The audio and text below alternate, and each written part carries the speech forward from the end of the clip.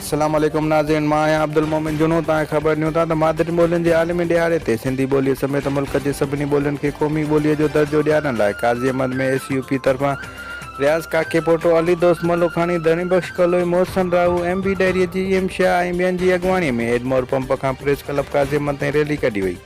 अॻुवाननि ॻाल्हाईंदे चयो त क़ौमूं पंहिंजे क़ौमी ॿोलीअ ज़रिए सुञाती वञनि थियूं। हुननि चयो त काफ़ी वक़्त खां वठी सेनेट में ॿोलियुनि वारो बिल रहियल आहे जेको अञा ताईं पियल आहे।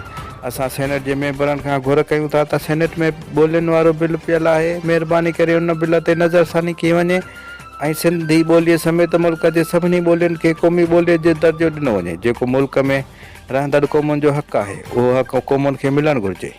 पाकिस्तान थियण खां पोइ सिंधी ॿोली ऐं ॿियनि क़ौमुनि खे क़ौमी ॿोलियुनि खे नज़रअंदाज़ कयो वियो ऐं क़ौमी ॿोली जो दर्जो ॾिनो वञे ऐं असांजो लाहेमत इहो आहे त असां हर मास ते पंहिंजी ॿोली खे तरक़ी ॾियारणु ऐं उनखे क़ौमी दर्जो ॾियारण जी कोशिशि कंदा रहंदासीं। सिंधी मेज़बानी जी सुञाण टपाल मेज़बान।